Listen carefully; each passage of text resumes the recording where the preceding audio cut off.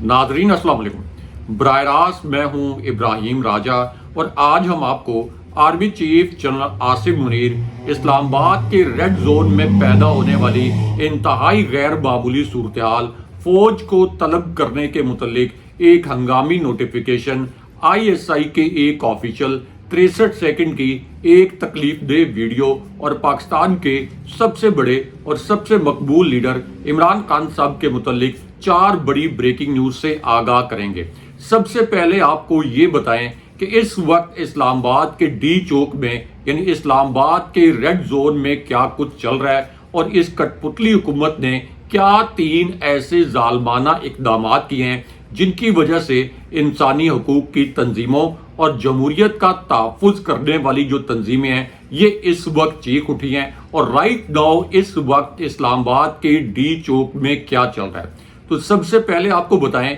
कि इस्लामाबाद का जो डी चौक है इससे सिर्फ 1 किलोमीटर दूर सुप्रीम कोर्ट की इमारत है, जहां पे चीफ जस्टिस फायज ईसा ने अपने गैर आईनी और गैर कानूनी इकदाम से पूरी सुप्रीम कोर्ट को यरगमाल बनाया है। और इस वक्त उन्होंने एक ऐसा फैसला दिया है जिसके नतीजे में पाकिस्तान में हॉर्स ट्रेडिंग की राह हमवार हो गई है, ताकि जस्टिस फायज ईसा की एक्सटेंशन को हर सूरत मुमकिन बनाया जा सके। अब यही जो डी चौक है यहाँ पे फौज की परेड भी हुआ करती थी, लेकिन अब ये जो परेड है ये इस्लामाबाद हाई कोर्ट के एक ऑर्डर के बावजूद शकरपड़िया के एक नए परेड ग्राउंड में होती है। लेकिन इसके बावजूद ये डी चौक इंतहाई हसास इलाका इसलिए है कि इसी डी चौक के बिल्कुल आप कह लें कि 500 गज के फासले पर ऐवान सदर, prime minister secretariat, prime minister office, supreme court, radio Pakistan, PTV और गैर मुल्की सफारत खानों की जो हसास इमारतें हैं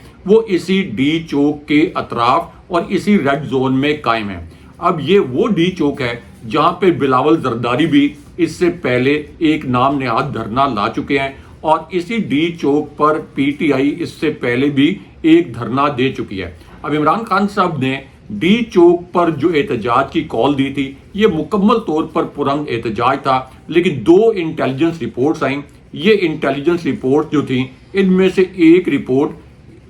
फौज के एक जैली इदारे की थी और एक रिपोर्ट जो सिविल इंटेलिजेंस एक इदारा है यानी इंटेलिजेंस ब्यूरो IB, एक रिपोर्ट उसकी थी। और इन दोनों रिपोर्ट्स में ये बताया गया कि इस वक्त PTI ने और इमरान खान साहब ने डी चौक पर जो एहतजाज की कॉल दी है तो इसमें इतनी बड़ी तादाद में लोग आ जाएंगे कि अगर यहाँ पर धरना दे दिया गया तो फिर इस धरने को यहाँ से उठाना नामुमकिन हो जाएगा। और इसके बाद अगले मरले में इनकरेजमेंट के तौर पर PTI या इमरान खान साहब अडियाला जेल पर धरने की कॉल भी दे सकते हैं और अडियाला जेल पर अगर 8-10 हज़ार लोग भी धरना दे दें तो फिर इस कठपुतली हुकूमत को या तो इमरान खान साहब को रिहा करना पड़ेगा या फिर इमरान खान साहब को मुज़ाकरात के लिए ऑन बोर्ड लेना पड़ेगा। अब इस पूरी सिचुएशन में जब 2 इंटेलिजेंस एजेंसीज की ये रिपोर्ट आई कि एक बहुत बड़ा सुनामी इस्लामाबाद के डी चौक की जानिब बढ़ रहा है, तो उसके बाद पाकिस्तान में बर्बरियत की एक नई तारीख रकम की गई। यहाँ जो नौजवान थे, बच्चे थे, बुजुर्ग खवातीन और इसी तरह जो बुजुर्ग मर्द थे उनके ऊपर शेलिंग की गई और इस कठपुतली हुकूमत ने फौज के कंधे पर रख के बंदूक चलाई। FC जो कि फौज का एक जैली इदारा है उसको तलब किया गया और एक साजिश की गई कि PTI के कारकुन और FC आमने सामने आ जाएं ताकि ये तासुर बनाया जाए कि PTI और फौज इस वक्त आपस में एक दूसरे के साथ क्लैश में है और उसका सियासी फायदा जो है ये कठपुतली हुकूमत, ये जाली फॉर्म 47 वाली जो हुकूमत है ये उसका सियासी फायदा उठाए। इसलिए मैं बार बार इस प्लेटफॉर्म पर कहता हूं कि जब ये कठपुतली हुकूमत फौज को इस्तेमाल करने की कोशिश करती है तो फौज की जानिब से इस कठपुतली हुकूमत को शटअप कॉल देनी चाहिए। बहरहाल अब इस पूरी सिचुएशन में 2 तकलीफदेह खबरें आई। एक तो इमरान खान साहब की जो दोनों बहनें हैं उनको गिरफ्तार किया गया और ये बड़े तकलीफदेह मनाजिर हैं। उसके बाद चूंकि मैं इस्लामाबाद में पिछले 24 साल से सहाफत कर रहा हूँ, मैंने जियो न्यूज़, सबा न्यूज़, हब न्यूज़, दुनिया न्यूज़, 24 न्यूज़ और जितने भी बड़े चैनल हैं उनको इस्लामाबाद में ब्यूरो चीफ के तौर पर हेड किया है। इस वक्त भी एक बड़े इदारे को ब्यूरो चीफ के तौर पर हेड कर रहा हूँ, इसलिए मुझे ये मालूम है کہ ڈی چوک میں جب بھی کوئی احتجاج ہوا ہے تو اس قسم کی بربریت، اس قسم کی شیلنگ آج تک میں نے یا جو ہمارے دیگر ساتھی صحافی ہیں انہوں نے اس قسم کی شیلنگ اور اس قسم کی بربریت نہیں دیکھی۔ لیکن اس کے اندر جو ایک اور بریکنگ نیوز ہے جو بڑی تکلیف دہ خبر ہے، وہ خبر یہ ہے کہ علی امین گنڈا پور صاحب جو پاکستان کے واحد منتخب وزیر اعلیٰ ہیں، ان کے قافلے پر مسلسل شیلنگ کی جا رہی ہے۔ ایک منتخب وزیر اعلیٰ کے قافلے پر شیلنگ کر کے کے پی میں نفرت کے بیج بوئے جا رہے ہیں۔ پاکستان میں، بلوچستان میں اس وقت ویسے ہی بدامنی کی آگ بھڑکی ہوئی ہے، پورا پاکستان دہشت گردی کی لپیٹ میں ہے۔ لیکن اگر آپ ایک منتخب وزیر اعلیٰ جس کو کے پی کے 90% لوگوں نے ووٹ دیے ہیں، اگر آپ اس کے قافلے پر شیلنگ کریں گے تو آپ اندازہ کر لیں کہ پاکستان میں کس طرح سے ایک نفرت کے بیج بوئے جا رہے ہیں۔ اور پھر عمران خان صاحب یہ بھی کہتے ہیں کہ پاکستان کے حالات کو 1971 کے حالات کی جانب لے جایا جا رہا ہے۔ اب اس پوری صورتحال میں ایک بریکنگ نیوز یہ آئی ہے کہ ایف سی اور پولیس کے بعد رینجرز کو بھی پی ٹی آئی کے کارکنوں کو منتشر کرنے کے لیے استعمال کیا گیا ہے۔ اگین رینجرز بھی فوج کا ذیلی ادارہ ہے، تو اس وجہ سے اس کٹ پتلی کی حکومت کی کوشش ہے، یہ سازش ہے کہ رینجرز، فوج اور ایف سی کو پی ٹی آئی کے سامنے لا کھڑا کیا جائے۔ اب اس پوری صورتحال میں علی امین گنڈا پور صاحب نے ایک بہت بڑا اناؤنسمنٹ کیا ہے، یہ ایک بڑی بریکنگ نیوز ہے۔ علی امین گنڈا پور صاحب نے کہا کہ اس وقت کسی سے ایک رابطے کا کوئی فائدہ نہیں، یعنی نہ اسٹیبلشمنٹ سے ایک رابطے کا کوئی فائدہ ہے، نہ اسٹیبلشمنٹ ہم سے رابطہ کرے۔ اس احتجاج کو رکوانا ہے تو قیدی نمبر 804 عمران خان صاحب سے رابطہ کریں۔ میرا سب کے لیے پیغام ہے کہ آزادی اور آئین کی بالادستی کے لیے نکلنا ہے اور ہم ہر صورت میں ڈی چوک میں پہنچیں گے۔ لیکن اس کے بعد اب سے کچھ دیر پہلے عمران خان صاحب کا بھی ایک پیغام، ہنگامی نوعیت کا پیغام جاری کیا گیا ہے، اور اس کے بعد آپ کو بتاتے ہیں کہ اسلام آباد کے ریڈ زون میں سپریم کورٹ کی عمارت کے سامنے کیا کچھ ہو رہا ہے۔ اب عمران خان صاحب نے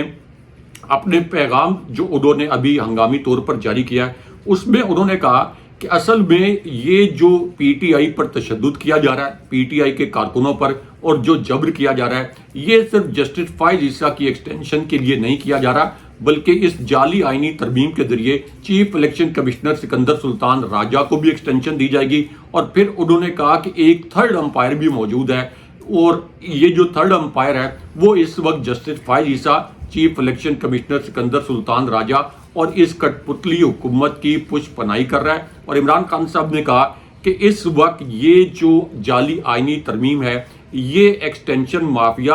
گینگ آف 3 کا حصہ ہے، اور ذاتی مفاد کے لیے ملک میں بدامنی پھیلائی جا رہی ہے اور ملک کے ادارے تباہ کیے جا رہے ہیں۔ اس کے بعد عمران خان صاحب نے یہ کہا کہ ایک تحریری ایگریمنٹ ہوا ہے۔ عمران خان صاحب کے الفاظ کے بقول army chief general Asif Munir اور نواز شریف اس تحریری ایگریمنٹ کا حصہ ہیں، اور انہوں نے کہا کہ آج جو پی ٹی آئی کے اوپر ڈی چوک میں جس طریقے سے جبر ہوا، ہماری خواتین کو اغوا کیا گیا، ہماری خواتین کے اوپر تشدد کیا گیا، یہ سب کچھ لندن پلان کے تحت ہو رہا ہے، اور اس کا ایک حصہ جو ہے یہ جسٹس فائز عیسیٰ بھی ہیں۔ اب اس پوری سچویشن میں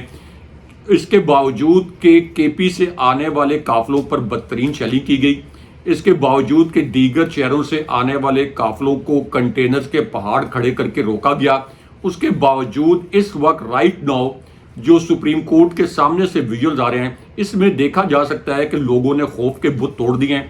لوگوں پر لاٹھی چارج کیا جا رہا ہے، آنسو گیس کے جو ایکسپائرڈ شیلز ہیں وہ برسائے جا رہے ہیں، یہاں تک کہ ڈی چوک کے اطراف جو گھر ہیں وہاں عام لوگ جو رہ رہے ہیں ان کے لیے سانس لینا مشکل ہو گیا ہے۔ کئی ایسی رپورٹس آئی ہیں جن میں جو رہائشی ہیں، یعنی اطراف کے علاقے کے جو رہائشی ہیں، وہ اپنے گھروں سے نکل کر کسی دوسرے مقام پر منتقل ہو گئے ہیں، کیونکہ اتنی زیادہ آنسو گیس کی شیلنگ کی گئی ہے۔ لیکن اس کے باوجود پی ٹی آئی کے جو کارکن ہیں اور اس کے ساتھ ساتھ جو ان کے عام سپورٹر ہیں، وہ اتنی بڑی تعداد میں ڈی چوک میں پہنچے ہیں کہ اس کٹ پتلی حکومت کے لیے اب ایک اور نیا چیلنج بن گیا ہے۔ اور ان کے لیے وہ سب سے بڑا چیلنج یہ ہے کہ جس دن عمران خان صاحب نے اڈیالہ جیل پر دھرنے کی کال دے دی، اس دن اسٹیبلشمنٹ اور اس کٹ پتلی حکومت کے پاس اس کے سوا کوئی چارہ نہیں ہوگا کہ عمران خان صاحب کو فوری طور پر مذاکرات کے لیے آن بورڈ لیا جائے۔ اگلے پروگرام تک کے لیے اللہ حافظ۔